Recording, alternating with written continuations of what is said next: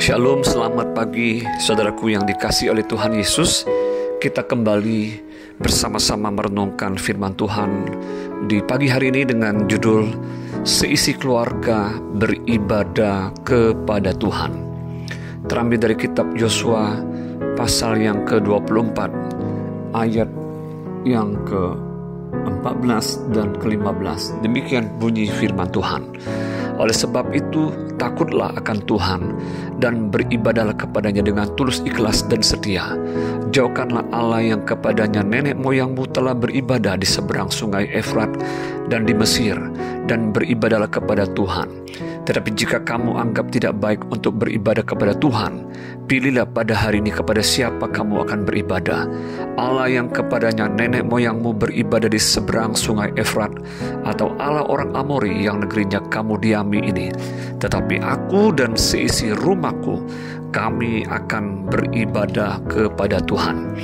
Saudara, saat Yosua telah tua dan lanjut umurnya, dia mengumpulkan semua suku dan para tua-tua orang Israel, para kepala, para hakim, dan para pengatur pasukannya di Sikhem untuk mengadakan pembaruan perjanjian di hadapan Tuhan.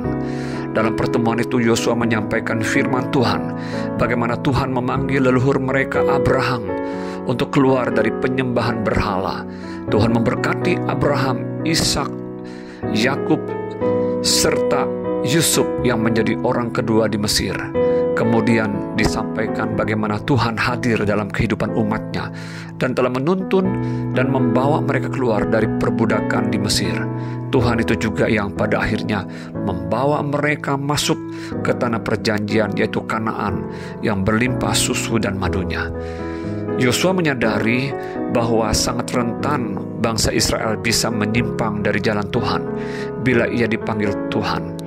Yosua ingin umat Israel benar-benar melakukan komitmen dan janjinya untuk mengikuti Tuhan dan menuruti firman-Nya agar baik keadaan mereka. Yosua di hari tuanya menantang kembali umat Israel di bawah kepemimpinannya untuk memilih apakah mau beribadah kepada Tuhan atau beribadah kepada Allah-Allah lain. Yosua menegaskan bahwa komitmen dan imannya tetap sama dan tidak berubah, bahwa ia dan seisi rumahnya, mereka semua hanya beribadah kepada Tuhan saja yang telah memanggil dan menyelamatkan mereka dari perbudakan di Mesir. Saat ini, bagaimana dengan sikap kita sebagai orang percaya?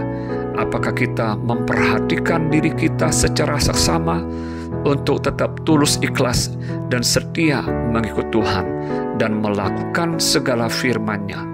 Apakah kita juga memperhatikan dan peduli terhadap keluarga kita, yaitu istri atau suami dan anak-anak kita, untuk membawa dan menuntun mereka untuk tetap beribadah kepada Tuhan saja?